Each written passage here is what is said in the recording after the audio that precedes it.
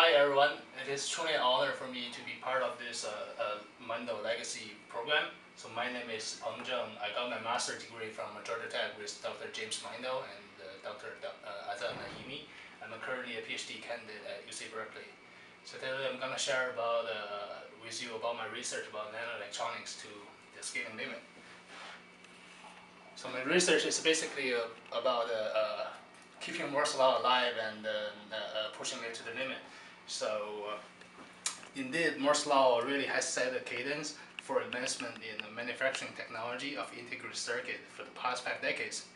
In 1965, Dr. Gordon Moore observed and projected that the number of transistors per IC chip will double every year. And with transistor scaling, this virtuous cycle of IC technology advancement has been sustained for 50 years. So actually this year is the 50 years anniversary of this Moore's law. So with a higher transistor density, with the transistor scaling, you have a lower cost per transistor with higher performance. So the semiconductor industry grows. So semiconductor companies they earn money and make investment in the next technology node with even higher transistor density.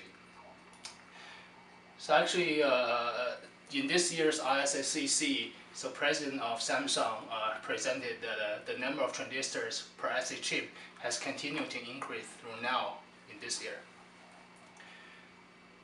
So my work at UC Berkeley is basically transistors. So this is the transistor evolution for the industry has been using planar devices for decades.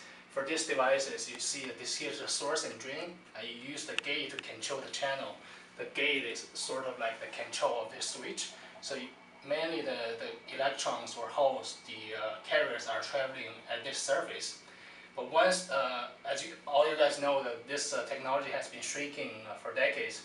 And once it's reached maybe 32 or 28 nanometer, people realize that now the gate length is so small that the gate will be it will be really hard for the gate to shut down this device, to turn it off. So people have no idea that, okay, let's use a better gate control. So what they came up with is that they use a tri-gate FinFET structure to enhance the gate control. You can see the gate actually is wrapping around this silicon channel. So in this case, the conducting surface or the conducting channel will be a 3D structure along this sidewall. So, and back in 2012, Intel was the first company to adopt this FinFET technology. And last year at IEDM, they released their second generation FinFET.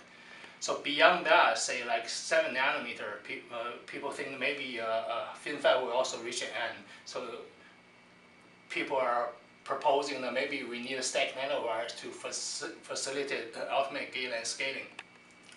So again, my work at UC Berkeley is sort of kind of benchmark which device is the best for future maybe SoC application for cell phones. So since there are billions of transistors in your chip, we really need the best transistors on your chip.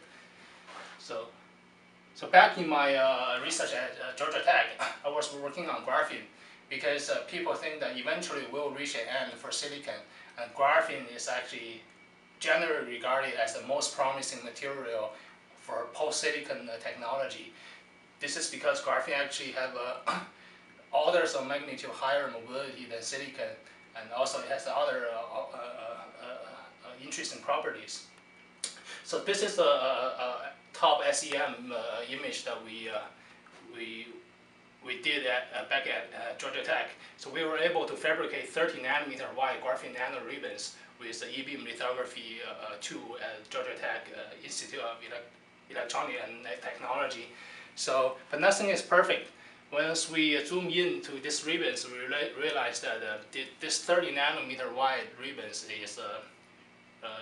has really rough edges, with line edge roughness of maybe 1 to 2 nanometer.